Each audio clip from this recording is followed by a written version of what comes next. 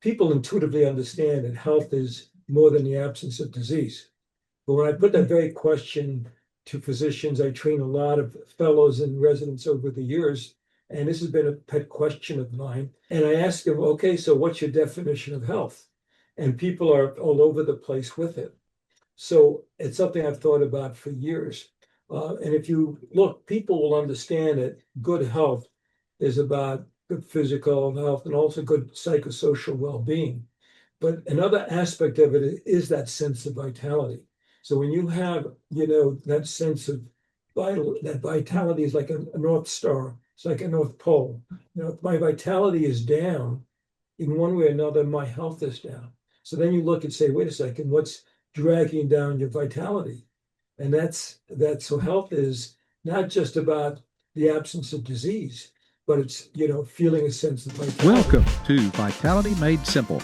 The following production is for educational and entertainment purposes only.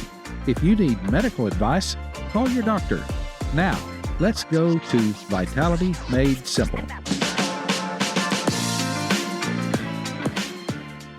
Well, welcome to Vitality Made Simple. This is the podcast that equips you to feel better, look better, and to enjoy better relationships. Well, you know how I love to talk about vitality and I love to talk about relationships. This is the most awesome interview coming up. Welcome, Dr. Alan Rozanski.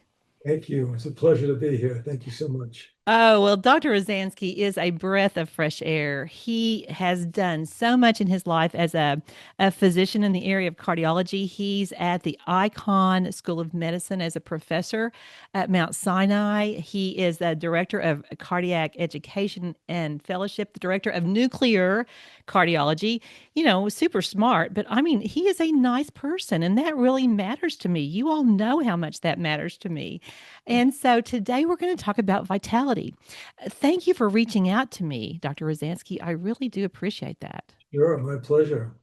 Well, so I started researching you, and then I came across this most awesome research paper that you're the sole author on with 107 references. It's called The Pursuit of Health, a vitality-based perspective. Now, you have to know Vitality Made Simple has been we've been doing this for 4 years, have almost 230 episodes, only missed 1 week.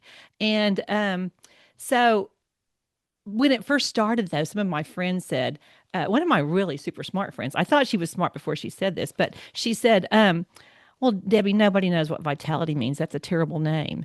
And I said, well, if they don't know what vitality means, they need to listen to some other podcast. So you are all about vitality. So Dr. Rozanski, tell us your definition of vitality. Sure. Well, vitality is actually defined in the literature, interestingly enough, if you look deep enough, in papers that were published in about 1990 by a series of investigators in the psychology world. And they discovered it, or they discussed it as an inner sense of pleasure, a sense of feeling energetic and alive. And they described it as something that's activating. So, we take our energy, we take our sense of vitality for granted. People notice they lose it is, on a short term, is when they have a common cold. And for a few days, they're dragging. And the first day the cold clears, they feel, that feels great, and they're so happy. But they only hold on to it for a couple of minutes because it's so ubiquitous in earlier years. Mm-hmm. But if you go on the flip side, what I deal with is patients, and many patients just would love to have the vitality back. So it's an inner sense of feeling pleasurable. Why is it activating as described in literature? Because we have a basic psychological need to pursue a sense of meaning. It's just part of our DNA. And when we have that sense of energy, we want to do something with that. We want to pursue goals. One of the worst feelings people have is waking up in the morning and not having something to live into. So that's basically how I would define vitality. Yes. Oh, it's so key. And I thought it was so interesting since you're a cardiologist and you're looking at other aspects besides cholesterol, besides, the cardiac calcium score. So I know you also like to talk about Viktor Frankl. Dr. Frankl is one of my favorite dead guys. Um, the my listeners know I have a lot of favorite dead guys. Tell us about Viktor Frankl. Well, he was a psychiatrist. He was a Holocaust survivor, and he was a keen observer. And he noted that the people who were surviving in the death camps, in the concentration camps, were people who had something to live for. They wanted, he described it for himself, he wanted to see his wife again. And that image kept him going. And other people likewise. And he said, the minute people gave up hope and did no longer had some sense of living for it, was intolerable. And they perished very quickly. So that was his keen observation, and it's a truism. So it's one of the most quoted books, I believe, of the 20th century. A key important book. Yeah, I would recommend Man's Search for Meaning. Dr. Frankl wrote it like 8 days after he got released from Auschwitz and didn't even put his name on it initially because he didn't think anybody would believe it. Uh-huh. And, sort of talked about logotherapy with three basic characteristics of a purpose beyond yourself, a few good friends, and I think an eternal perspective was one of those. So just really what we can still learn so much from.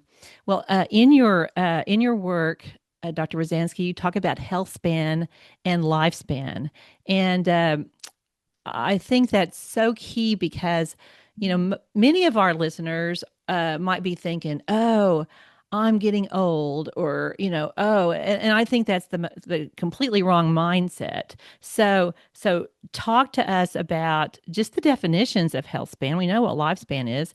Um, I've done a lot of work in that area, and I think it's important for people to fully understand. Sure. Well, before you talk about health span, you really have to talk about what is health, and you have to define it. So people intuitively understand that health is more than the absence of disease. But when I put that very question to physicians, I train a lot of fellows and residents over the years, and this has been a pet question of mine. In fact, I'm giving a lecture next week to fellows just on that subject. And I ask them, okay, so what's your definition of health? And people are all over the place with it. So it's something I've thought about for years. And if you look, people will understand that good health is about good physical health and also good psychosocial well-being. But another aspect of it is that sense of vitality. So when you have, that sense of that vitality is like a North Star. It's like a North Pole. If my vitality is down, in one way or another, my health is down. So then you look and say, wait a second, what's dragging down your vitality? And so health is not just about the absence of disease, but it's, feeling a sense of vitality. If you're a young man and you're depressed or you're feeling very lonely and down and blue because of that, you really aren't so healthy. And by the way, I don't say that just as a euphemism. I've said for years that the body testifies as to what's healthy. It's clear. We don't have to debate it. Anything that promotes longevity, anything that promotes your or protects your physiology, anything that decreases your sense or your let's say your chance of illness, chronic illness. Those things are healthy. So exercise is healthy, sleep is healthy. The lack of sleep's the opposite. Smoking's the opposite. So that's in the physical domain. But people who are pessimistic, people who are, depressed in the emotional domain, the body actually physiologically doesn't work as well. It goes haywire. You have a much increased incidence of heart disease in people who are depressed. Same with people who are lonely. Same with people who have a low sense of a lack of sense of life purpose, and people who are dealing with chronic stress. So these are all domains of health that will affect your health. But the thing they all have in common is when you're functioning well in each of those domains, you have more vitality. So vitality is the sum index, if you will, or the leading indicator of health from multiple aspects. Yes, you talk about how the pursuit of vitality actually, the byproduct of the pursuit of vitality is health. Yes. which is a really interesting way to look at that. So so vitality is sort of the motivational tool, correct? Motivational tool. Think about it this way. In life, we want to pursue goals. We want to be effective. We want to be happy. We want to feel socially expressed, but we want to be high performers, whatever we're doing. When we're functioning well in all those areas, a byproduct of that is good health. If I take a young or middle-aged person and I start talking about, well, if you start exercising, you'll live longer, you'll have less heart disease in the future. They'll say, okay, that's nice. And they'll go back to their work. But if we can get people to understand, wait a second, health is a verb. Right. I want to be healthier, but what I can do now, in other words, there's a great return on investment in exercising because of what it does for you in the here and now, instead of just talking about it in terms of the future benefits, which are profound for sure, but there's also present benefits. And that's what we underemphasize, unfortunately. Well, you don't come from the fear-based uh, direction. I mean, I thought that was so different in a lot of your writings. I mean, you come from it from a positive way, a positive standpoint, and Dr. Rozanski, so that people can enjoy now, like you said, and then have more benefits later. Now, you even created a fellowship in behavioral cardiology. Is that correct? Am I remembering that correctly? It's so unusual. I've never heard of a cardiologist who talks about behavior, really. Yeah, I didn't create a specific fellowship in behavioral cardiology, but this it I began this work by accident in the 1980s, and I can explain why. But it was an exciting time when the field of behavioral medicine was first emerging. And interestingly, a number of cardiologists got involved in it and psychophysiologists. And it morphed into a field called behavioral cardiology. Hmm. Uh, Oh, and so it was looking at the effect of stress and depression and all these other factors I'm mentioning in terms of cardiovascular health. So it became a term that we used called behavioral cardiology. Today, we know it's much more expansive than that because everything that affects the heart affects the brain too. So it's more than just about cardiology. so what would surprise our listeners the most in terms of some area of behavior that impacts heart attack and stroke risk? Well, the behaviors that are key and important in terms of behavioral factors would be what you're eating, the quality of your food, how much you eat, you're watching your weight, exercise, resistance training, a particularly underemphasized area that I kind of separate from exercise because Hmm. the muscle care is it's got its own discipline and its own synergistic benefits to aerobic exercise and so forth. Sleep being very important, avoiding substance abuse. These would be the big areas. But in your writing, where I was trying to get to, you talk a lot about optimism. I think that surprises people that that impacts heart attack and stroke risk. So tell us about that. Sure. So what I just said was just dealing with the physical factors. Right. In each of these other domains, the quality of your thinking, your emotional well-being, the quality of your social life, how you pursue life goals, and how you manage stress, all of those areas are, if the good news are all entrees for more vitality and better health. So specifically with optimism, which would be in the thinking area, we can do things to promote more optimism. You can't, Optimism is like a catch term for all the things that produce a sense of being or feeling more optimistic. Before you talk about big optimism, you want to talk about small optimism, which comes from, can I handle things on my plate? How am I doing with time management? When I make a list for the day, do I get it done? If I don't, what's holding me back? Looking for those small wins, because as we handle the things in our life successfully, we develop more optimism. Yeah, and then there's there's people that are more naturally optimistic. Just their bents. I was sort of born on the happy side of the mountain, and that doesn't make everybody else happy. in my world, I've noticed. Have you had an experience with that with people who are just kind of naturally optimistic, but maybe they get a little pushback from uh, people in the world that don't really like optimism, maybe? Well, I'm smiling because, I have a friend down the street who is the most sunny side person I know. I mean, he is really optimistic all the time. And as a result, there's a certain charisma. So everybody, even the little kids, hang around him. But you know what? We all have to be who we are, and we're born with different Yeah. temperaments and so forth. And the issue isn't about, comparing to other people, but can I be a little bit more optimistic than I was a month ago, a few months ago? We can all work on our optimism or the things that you build it. And there's so many other mindsets to work on. Someone can be, an optimistic person, but suffer from a lot of resentment or, dealing with a lot of regret all the time. There's regretful personalities and so forth. A big one is gratitude. That's when it's available to everybody and highly ignored. And yet the data is pretty profound how important that is in terms of well-being and health. So there are many entrees besides optimism to feel better in terms of your thinking. Mhm. Well, and I think many of those things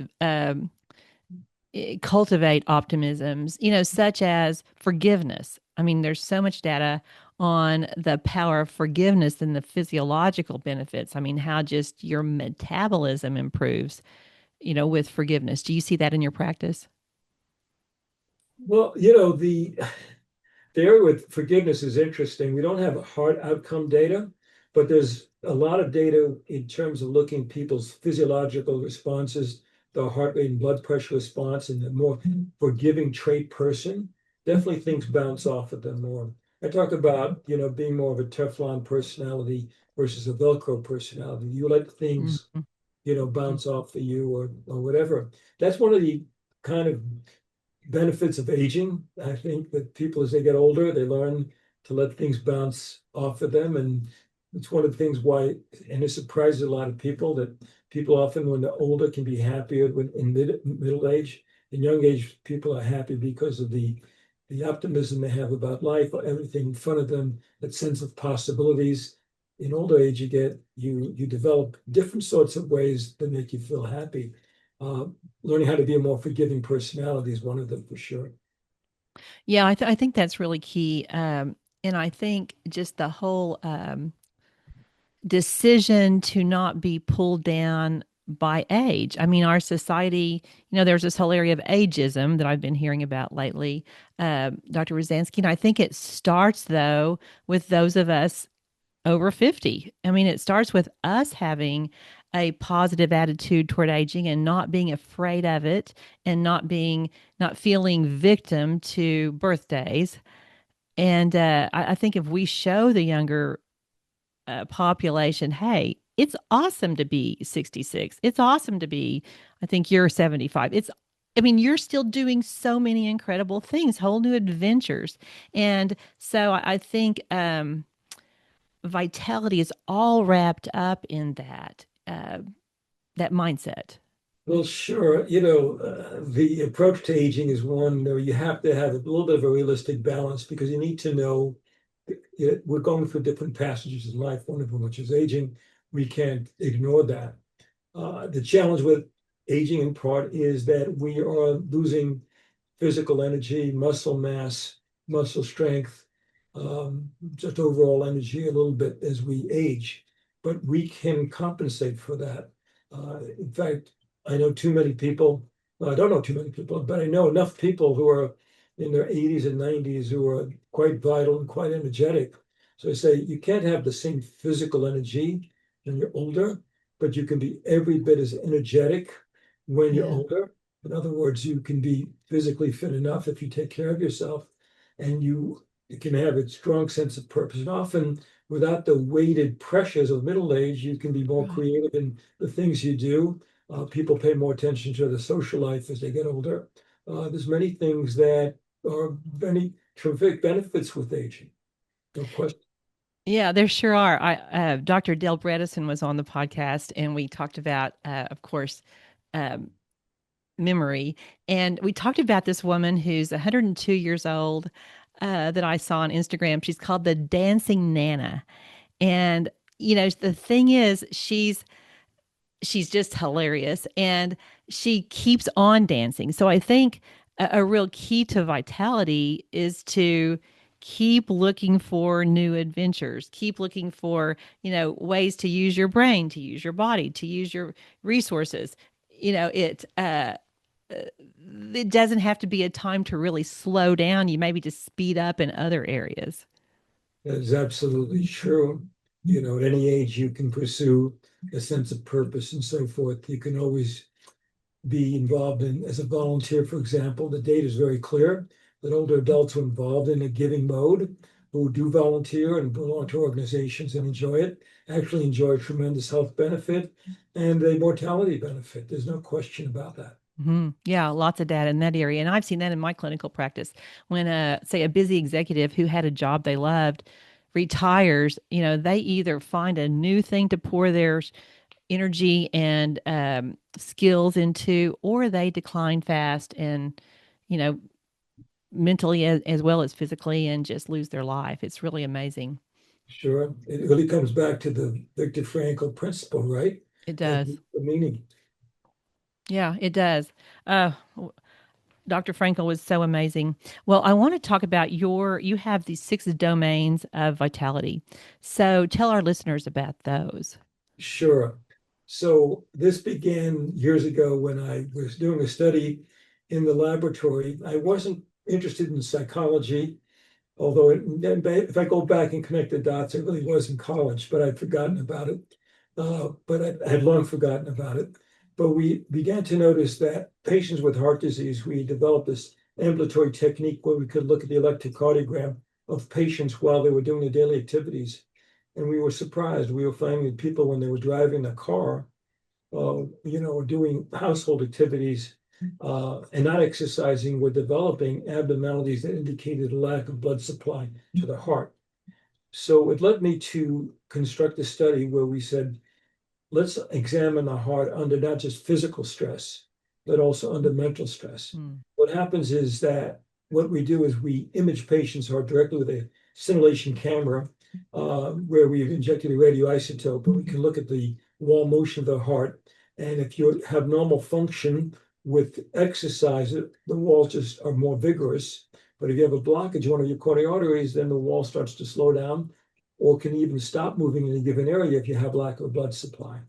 I said, let's do this on the mental stress. And so we started to do this in patients, and we gave them a battery of mental tasks. And I did not, perceive this could happen.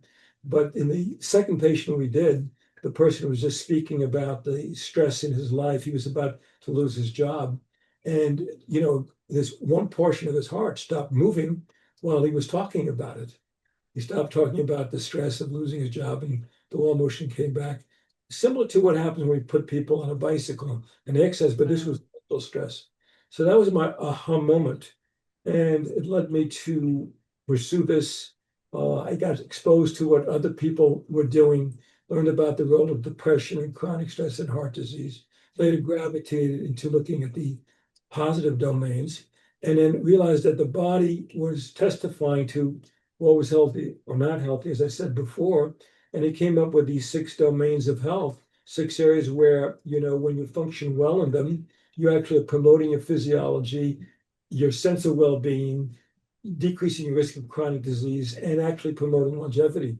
And one is the physical domain, which I say there's 4 pillars there: exercise, resistance training, sleep quality, and, your nutritional health, if you will. Then the area of your mindsets and mental vitality, which has even more to do with it in terms of how you can focus and whether you're getting very distracted in life and so forth. The emotional domain, which has many aspects to it, from happiness to depression, anxiety, and other factors. The social domain and how we satisfy, our, social well-being. Our sense of life purpose, which includes even time management as an area. 6th domain is how you manage stress. If you manage it well, actually, there's good stress and bad stress. Good stress, taking on challenges in the pursuit of a sense of purpose. builds optimism and confidence and well-being. But there's also toxic stress, which is overwhelming with a lot of negativity. You don't feel you can control it. And that can be very harmful to your health. So those are your 6 domains of health. Yeah, it really makes sense. I think we try to silo things and separate things out, but everything affects everything. And that's why often, Dr. Rozanski, you'll see somebody who maybe is, I don't advocate this, but who's eating Oreos and Cheetos every day, but they have a positive attitude, and they're really focused on, say, helping children learn to read, and they're doing a lot of the other things of your 6 domains. They still need to be doing the physical health areas, but a lot of that has so much weight in compensating for the others, it seems like. Well, they're all interrelated, Interestingly, one of the ways you improve physical health behaviors is often by addressing these other areas. The data is very clear from empiric studies that people who feel happier, people who are, optimistic, people who feel, socially positive with good relationships in their lives or a strong sense of purpose have better health habits. And the opposite is true among people who are lonely, or people who don't have a sense of purpose, or people who are pessimistic or depressed. So there's this very intimate relationship. So what's the point of dividing these things into this is medical and this is psychological? That has been a huge divide in medicine for not just decades, but going back centuries. Right. We're making a lot of progress now in that area, though. I have to tell you, I'm optimistic. Well, it's just like the area of the mouth and the rest of the body. I thank you for watching my TED talk called, the Forgotten Orifice, because it's just been so ignored that the oral pathogens in the mouth affect the gut, and of course we know the gut greatly affects the brain, the psychology. So it's just all there. Yeah, I was thinking of doing your TED talk as I listened to it, that there's a certain truism. In other words, you're talking about oral hygiene, and when you aren't careful, you develop inflammation, which can affect other parts of the body. So there's this whole health care mindset, if you will, that I want to take care of my health.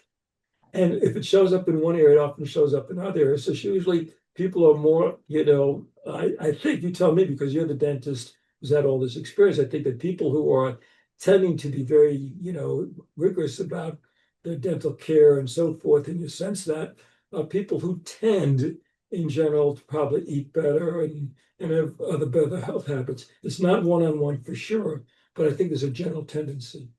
No, I think you're so on target, because people who say understand that it matters, understand it's not just about white teeth, or not just the teeth that show. Dr. Rozanski, it's not just the front teeth, but they understand that it's part of their whole life. It's part of their ability to eat healthy food. It's part of their ability to smile and laugh and throw their head back and not be embarrassed. It's better breath. And then when they start learning, and there's so much in all over in the media now, the health media, functional medicine, integrated medicine area, about how much it affects other parts of the body. And I tell my patients, it's really not about your teeth at first. It's about your blood-brain barrier. It's about your gut. It's about your cancer potential. These microbes, they travel and they affect everything. So that's why I really, really liked your 6 domains of health, because everything affects everything. And once in a while, Dr. Rozanski, I'll see somebody who's very health conscious. In fact, overly health conscious, to the point that they're so stressed out. And so, they need, like, relax, eat a few, eat something you like and go sit by the lake and enjoy the sunset. You know what I'm saying? They don't need health advice from me. They need to learn to relax. You're so right, and it's just that there's no perfection here. We all Right. have areas, and it's not about perfection, it's about the direction. Right.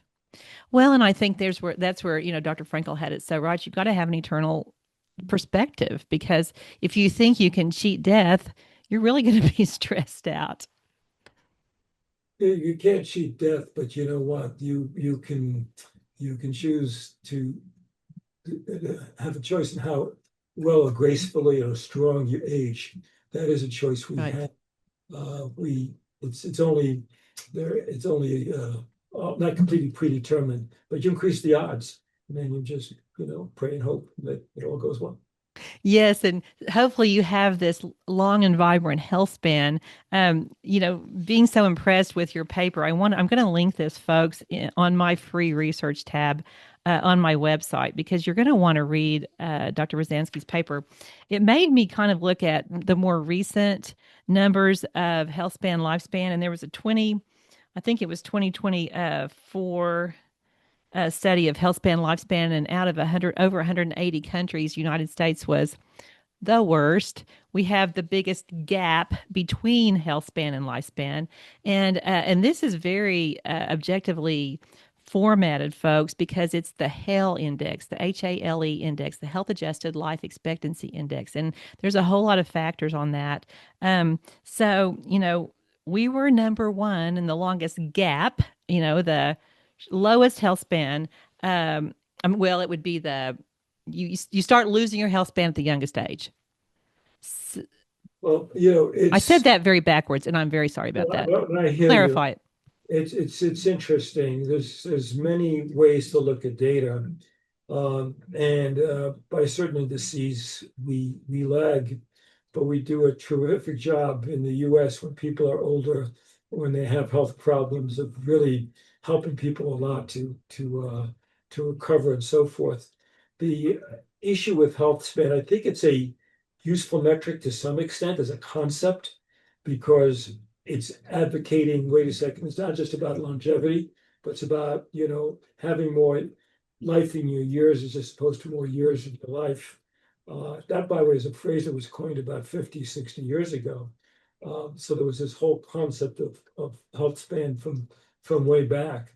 But the problem is that, if we are defining health span as the absence of disease, we're still defining health in terms of the absence of disease.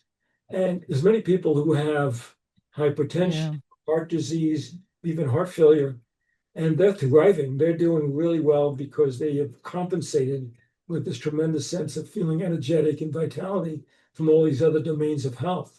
So it's a little bit of a tricky metric in a sense. I think the main thing is to point out. I would say, look, how energetic are you feeling? Vital you're feeling? There's I liken it to the what I call the ride, the glide, and the slide. The early years of life. You can abuse things, and you're going to feel healthy because your body is an amazing adaptive thing. Unless you're got a real substance abuse problem or something like that. In the middle ages is like a glide, just like losing 3 to 8% of your muscle mass per decade, and so forth. And then there's the slide in old age, where if you're not careful, if you don't take care of your muscles, bones, your metabolic health, you may have a surprise in terms of the onset of frailty before you thought, and you could be living for 15 years, 20 years sometimes in poor health. And that's what I think we need to work on and focus on, how we're, building that reservoir of vitality and good health so that we can age well and gracefully. And it's not just measured in a metric of the absence of disease. It's much more than that. Oh, it is. And I think it all affects relationships so intensely because when people don't feel good, they stay home, and they stay home, they don't get invited again. And, it's just such a catch-22. Well, in your paper, you talk about the power of small suggestions. What do you mean by that? Yeah. Yeah. So it's so easy to talk about, let's do this, let's do that. This is like, the 5 things to improve your diet, the 7 things to improve your sense of vitality, and so forth. And when we give people a list, they're just overwhelmed. It's hard to change health behaviors. It's hard and it's easy. It depends how you define it. But generally speaking, the key thing is to get on the playing field with something you want to change. And once you're on the playing field, which I don't call it such a small step, it's that first step you have to take. Once you on the playing field, then things can happen. Let me give it to you by the power of suggestion of what I do with patients who are sedentary, because I've had experience with this for many years because of my background and the work, kind of clinical work I've done over the years. We will tell patients that, or I won't say this to patients who are sedentary, but the recommendations are that people should get approximately 30 minutes of exercise 5 days a week. And this would mean, like a brisk walk, for example, 5 days a week and so forth. And the data shows that this is very good data in terms of promoting health. So that's aerobic success, if you will. But if you take a sedentary person, the goal is to get them on the playing field and to be doing something. Well, it turns out if you look at the greatest bang for the buck, it's when you take a person who's been completely sedentary and get them to do something. If you can get a sedentary person, I mean, talking about somebody who hasn't done any exercise, and you can get them to, let's say, walk at a brisk pace for them for 10 minutes a day. The data show that you are going to, over the following, let's say, 10-year period, decrease their mortality risk by about 20%, which is huge. That's the, power of a statin drug, for example. So that initial step of getting people to do something. So how does that work? So I might suggest to people, can you give me even 5 minutes per day of intentionally doing a brisk walk? And I can tell you many patients who've said yes, then didn't do it. But what happens if you do it, one day you happen to do it for 10 minutes. And then, you started to build to 10 minutes. One day you ran into a friend and you took a walk for 20 minutes. And then you started to build more. Everybody has the experience when they're trying to train. And at first it was hard to run a quarter mile. But once you could do a quarter mile, it was easier to do a half mile. Once you could do a half mile, it was a lot easier to get up to a mile. It's that initial entree, that's in the exercise domain, for example. But you can apply that in the mental domain. You can apply it in the social domain, or working on, let's say you want to, you say, wait a second, I'm not really happy in my job. It's not fulfilling my sense of purpose. Maybe I thought I wanted to be a writer, for example. Well, can you start with the first step? Can you take out 10 to 15 minutes per night and, just sit by the computer and just let it start? That is the place to start. That's the power of the first step. And we underestimate its power. It is a tremendous power. It is. I 100% agree. It reminds me, Dr. Rozanski, about a patient I had who was drinking 8 Dr. Peppers a day. Wow. And obviously her blood sugar was crazy and her teeth were rotting and she was, feeling rotten and feeling guilty about it. And so I do coaching. And so I said, well, can you do 7.5 Dr. Peppers a day?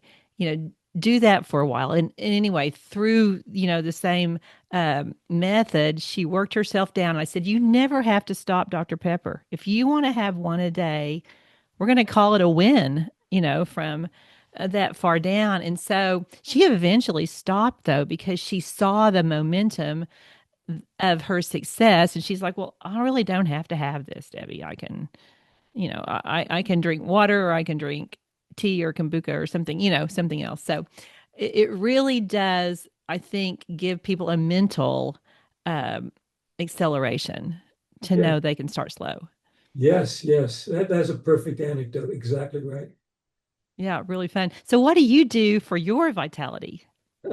Well, I do exercise. I have meaningful goals in multiple domains. I taking up blogging.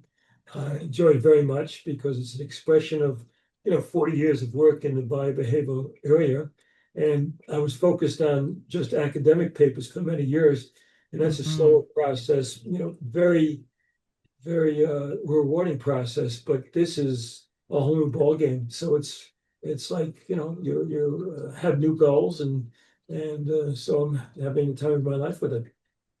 Well, and people can learn so much from you because you've seen such a transition in medicine. I mean, just what I've seen in 40 years, and I think you're at 45 years. I mean, it's pretty incredible what we've learned, isn't it? It is incredible. And, all the time, it's progressing in so many different domains, the whole AI revolution and how it relates to healthcare. In the biobehavioral area, we have progressed so much in the last 20, 30 years, just our understanding of the role of optimism. We only, uncovered it in terms of our medical data about 20 years ago. The first data in terms of the importance of the sense of purpose was about 15 years ago. These are new areas. In the diet area, the whole new thing, we're looking at like GLP-1 agonists and these incredible new medications for controlling weight. So it's just so many exciting areas. It's like, it's just tremendous to be part of that. Yeah. No, we've lived at a wonderful time. I mean, in my world, we've seen salivary diagnostics, being able to test the DNA. We've had lasers come, uh, we've had implants. I mean, so many wonderful things that, in 1981, it would have been like, no way, Sure. yeah, no way. Sure. All the ways that surgery has progressed to Yeah. more, robotic techniques, non-invasive techniques, or minimally invasive techniques. It's incredible. Yeah. Incredible. I had a patient who had one of the first heart transplants in Oklahoma. I mean, that was incredible to watch him thrive. Yes, absolutely. Mm. Yeah. Well, how can people find you? They can find me on my website, alanrozanski.com, and on LinkedIn. Those are two great areas. And on LinkedIn. Okay. So your blogs are on your website? Yes, they are. Okay, that's fantastic. And I will also link your awesome article about vitality. And you've really defined it well for us today. And I love that it's a metric in health. Yes, they So, absolutely is. anything else you want to tell us before we close? No, I think that everyone should just find that one step that they want to take toward better health and be encouraged that, it doesn't have to be even in the physical domain, any of these domains, giving more smiles to people, spending more time with your children, so many different ways you can promote your vitality, and then health follows from it. Oh, that's great. Well, thank you so much, Dr. Rozanski. I appreciate it. I wish you well. I know we're going to be hearing from you in all kinds of great areas. And thank you, listeners. You're spreading the news of Vitality Made Simple. Send this podcast to anybody that needs more, or even if they have a lot, that they're going to appreciate it because they already have it. So also please subscribe, please share, and blessings until next time. Thanks for joining us on Vitality Made Simple podcast. Be sure to visit drdebbieosment.com for our courses and resources designed to help you feel better, look better, and enjoy better relationships. Please remember to like, subscribe, and share. Thanks for joining us.